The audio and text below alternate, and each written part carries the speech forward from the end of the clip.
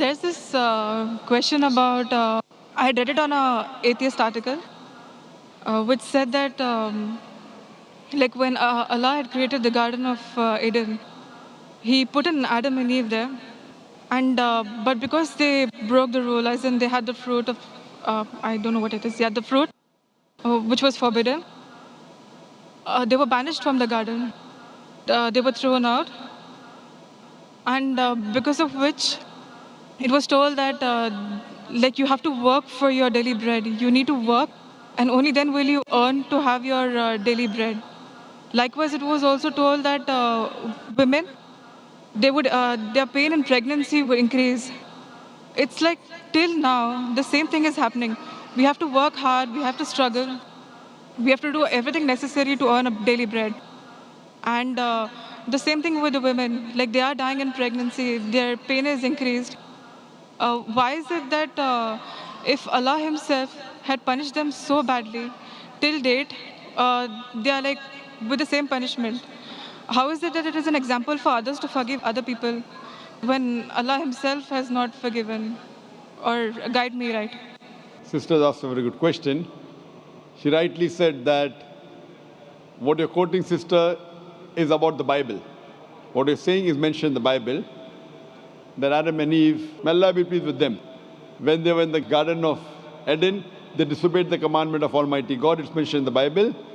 And it's mentioned in Genesis chapter number 3, verse number 23, that Almighty God punished them and He threw them out of the garden. And Almighty God says in Genesis chapter 3, verse number 16, that you women, because you have disobeyed God, you shall give birth to children in pain, and your desire shall be that of the husband. So according to the Bible, pregnancy is a curse on the woman. This is what you're quoting is the Bible. And I agree with you that how can God not forgive? In Christianity, the full blame in the Bible is put on the woman, Eve. May Allah be pleased with her.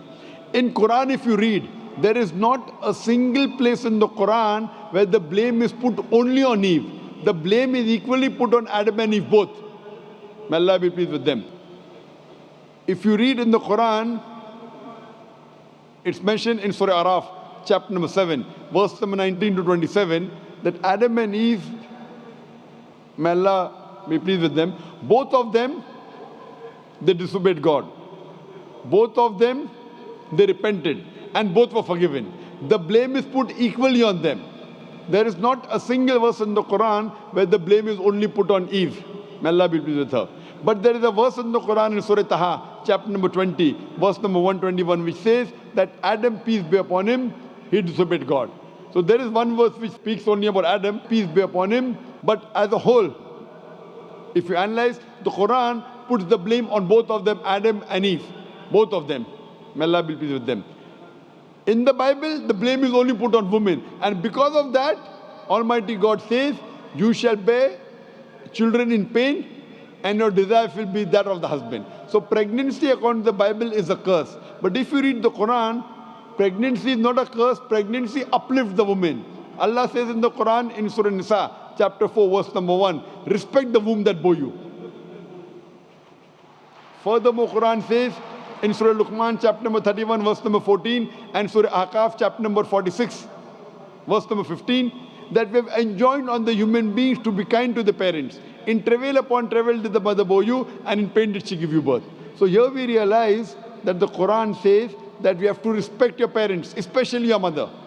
And our beloved Prophet Muhammad ﷺ said, it's mentioned in Sahih Bukhari, volume number 8, in the book of Adab, chapter number 2, hadith number 2. A man approaches Prophet Muhammad ﷺ and asks him that who deserves the maximum love and companionship in this world. So the Prophet replies, your mother.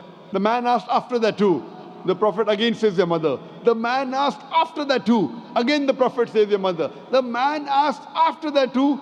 Then for the fourth time the Prophet says your father. That means 75%. 3/4 of the love and companionship goes to your mother. 25%. 1/4 goes to the father. In short, mother gets the gold medal, she gets the silver medal as well as the bronze medal. The father has to be satisfied with the mere consolation prize. So these are the teachings of Islam In Islam, pregnancy uplifts the woman. And I agree with you. Once Almighty God has forgiven the human beings, how can He keep on punishing them? So this is the difference between Islam and Christianity, sister. So are you convinced with the answer? Yes, definitely. Do you want to accept Islam now? Yes. Do you believe that there's one God? Yes, I do. Do you believe Jesus is God? No. Do you believe Prophet Muhammad, peace be upon him, is the last and final messenger? Yes, I do. Is anyone forcing you to accept Islam? No. Are you doing out of your own free will? Yes. Are you doing out of your own conviction? Yes. Is there anyone giving you a bribe? No. What do you- Inshallah, so it's in Arabic and you can repeat it. Okay. Ashhadu Ashhadu Allah Allah ilaha ilaha illallah illallah wa ashhadu wa ashhadu anna anna Muhammadan Muhammadan abduhu abduhu wa rasuluhu. wa rasuluhu. I bear witness. I bear witness I bear witness that that there is no God there is no God but Allah, but Allah, and I bear witness and I bear witness that that Prophet Muhammad Prophet Muhammad is is the messenger the messenger and servant of Allah. and servant of Allah. MashaAllah. You are a Muslim, and I pray to Allah subhanahu wa ta'ala that to guide you and help you guide your family members also, and to give you the best in this world as well as in the next life. And inshallah grant you Jannah.